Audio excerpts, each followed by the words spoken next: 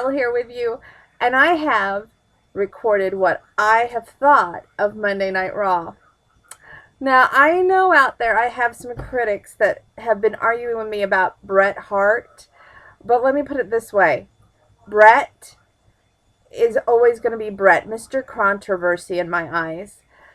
He is just, okay, he's had his day in the sun. He retired. He's in the Hall of Fame, yada, yada, yada. To me, that issue is dead and done. I'm so glad that we are moving on from this issue. Next issue is Monday Night Raw, and I've got to give them top props. This is the first time I have not fallen asleep in I don't know how long during Raw. It was great because Monday we replayed how oh, wait a minute. Oops. I got my notes in this disorder here. Woohoo. That's not a good thing. Hold on. No, I guess I was in order.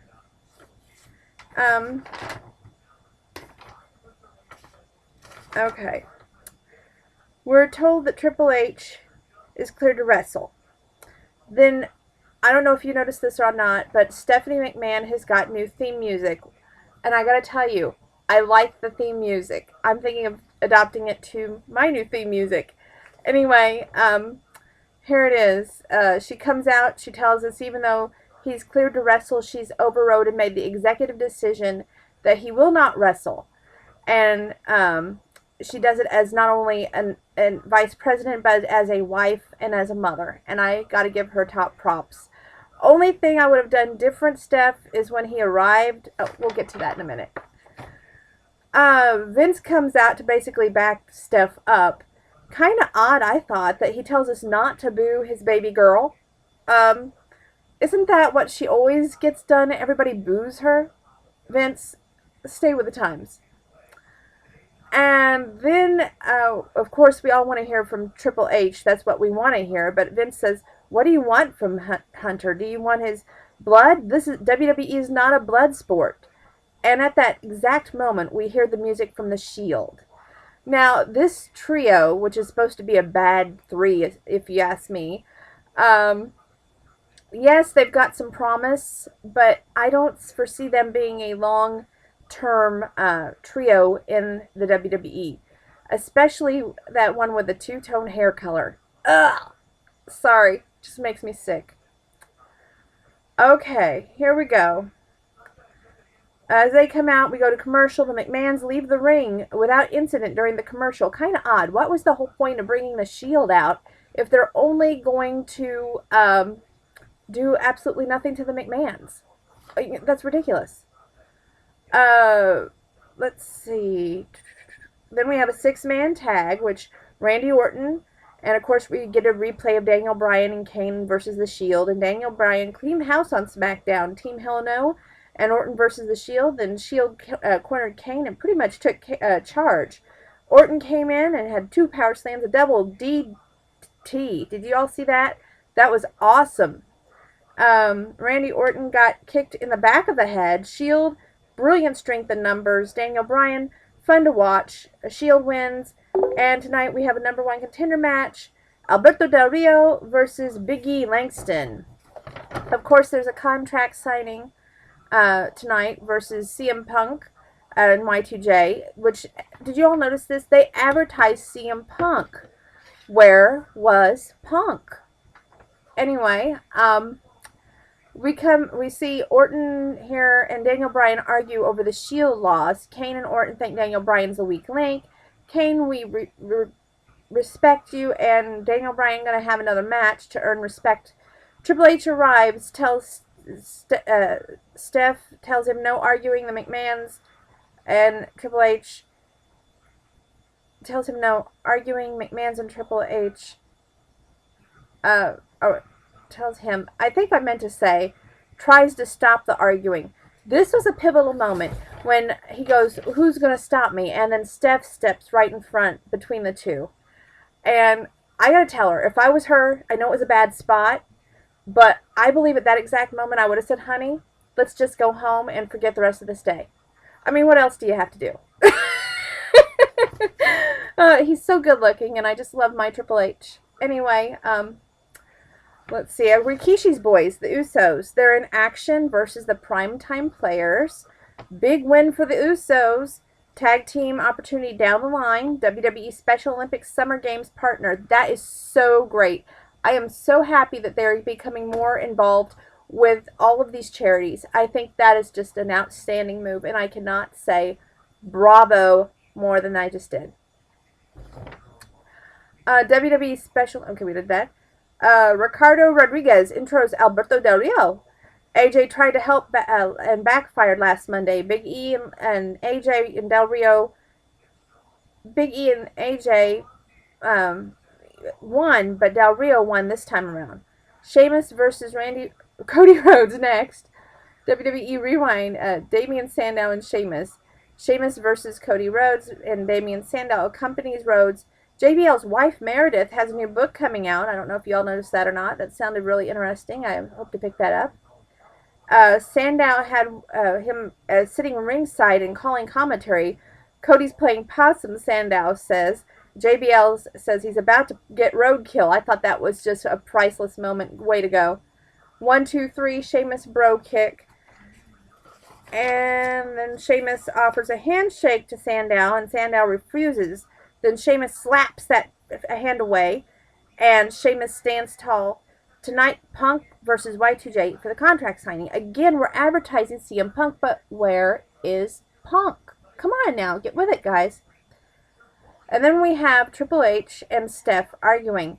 Triple H says, I'm leaving, but the next week I'm wrestling. You know, right there, all you had to do was say, well, honey, it depends on if you're okay or not. I'm concerned for your health. That is what I expect out of a wife. Not an executive decision other than being concerned for your husband. I'm sorry, Steph, but I know how I would handle it. Tender loving care. And make sure that my man knows that he's my top priority. Therefore, no longer will this executive decision stuff come into play. Oh, no. His well-being as a husband and a father comes before the wrestling world. I would make sure that he knows that from now on. And then let's see. Of course, we have Kingston out a couple of months with his elbow. Daniel Bryan and Ryback have words.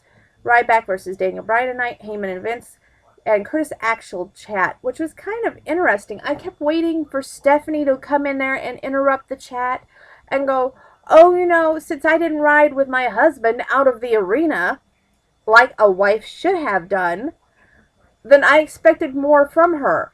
To me, she was too laid back and just letting all these men in the family roll over her, whether it be Hunter, whether it be her own father, Vince. There wasn't that dominant McMahon in her that night. I really think that was lacking. Let's see. Curtis Axel in action, no DQ match versus Cena was advertised. Fandango and Summer Rain in action next. They just kept going all over the place, but it kept my attention, which is the most important part. I like that. Of course, we advertised Miz TV, Randy Orton, and Team Hell No Friday night on SmackDown. Fandango and partner Summer Rain as a replay of Summer Rain pinning Fandango, which was hilarious. Thank you, Y2J. You're one of my favorites.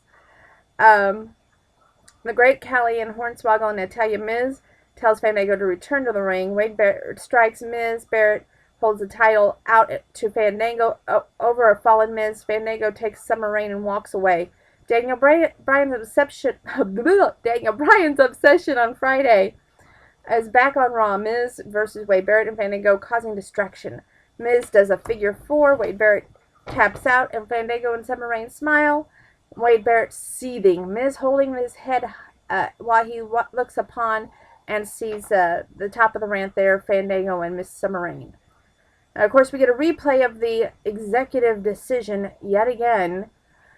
Not to allow Triple H to compete to jeopardize his physical well-being.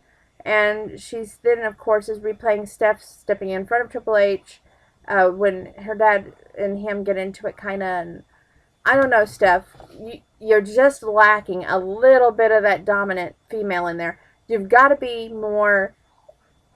I don't know. It's just missing something. It's not like the old Steph that you used to be. I know that I'm being very critical here, But you guys were my dominant duo. You two were the reason I started watching wrestling. And there's just so much missing. There's a vibe that, I don't know, it just didn't seem right. Okay, we move on to Triple H leaving, but saying he's going to wrestle next week. This is where I would... Okay, take notes. He wants to wrestle next week. Show up. Heck, bring the kids. But, tell him this is your decision. This is your life, but you're not going to put yourself in jeopardy because I'm your wife. These are your children. I love you. And yes, I agree with you on one thing. That Curtis Axel is beneath Triple H. And furthermore, I don't know, you're just blowing it, Steph. You're not pulling off that dominant female like you used to do. Okay, of course, then we go into Jerry the King Lawler, who's introducing Y2J, and representing CM Punk is Paul Heyman. CM Punk, are you enjoying your vacation way too much? Are you giving us a hint that you really don't want to come back? What is up with you, CM Punk? Okay, let's see here. Heyman plays mind games. Y2J plays right back, though. And Y2J filed the contract so neatly in Paul Heyman's pants. That was kind of hilarious, I thought. Y2J, though, he never lets me down. And I've got to say, top props to Y2J. Daniel Bryan is back in action versus Ryback, but no DQ with John Cena versus Curtis Axel. And, of course, they advertised the main event, Sheamus and Antonio Cesaro, Wednesday night. We have the Bella Twins and AJ Lee versus the Fango Dackles and the Diva champion Caitlyn, and Caitlyn wins. I don't know. I think they're trying to build Caitlyn up to be like a Trish Stratus. No offense, okay? But we've already had one Trish. We don't need another one. And that's just the way I look at it. Kane and Daniel Bryan have words. Kane says you're amazing and prove it out without Kane is what Daniel Bryan's going to do. So Kane leaves the room and we have the scary promo for the Wyatt family. I don't know. Something about this Wyatt family scares me. I don't know. It just really does. Daniel Bryan versus Ryback. Ryback hits the ring with his shoulder post. Daniel Bryan is very impressive and resourceful during this match. He is a non-stop. Ever since he thinks that he's not good enough, if you ask me, he's been more motivated. Oddly enough, when you think that you're not good enough, you're more motivated. So, just saying that. Okay. The next thing we have here is during the match, Bryan wins, causes Ryback, but wins, causing Ryback to put Bryan through the table. But Cena comes out, tells him to get back in the ring. Then Curtis Axel and Heyman comes out. Ryback leaves Cena, checks on Daniel Bryan. Cena was doing awesome till Ryback put Cena through the table. Axel wins. Heyman caused the Axel not to go through the table by jumping in front of Curtis Axel. Now, at this point, what am I going to tell you? How are we going to improve Raw? We're going to get CM Punk off his duff. We're going to get him to show up more. We're going to get Steph to be more dominant and get in there and be the dominant female that she used to be. Tell Hunter, you know what? You're not the only one that's going to pull strings around here, brother. I'm your wife, and by goodness, I'm taking the reins back. And then, I would say, from there, our Diva division, something's missing there too. It's not right. I can't put my finger on it, but it's not right. We have the tag titles, and I believe the Intercontinental title is on the Shield. I don't see that happening or lasting very long. That whole trio, they're missing something, people. So, stay tuned. Your blonde bombshell is going to sing 3 songs, and then she's going to go work out. So, stay tuned.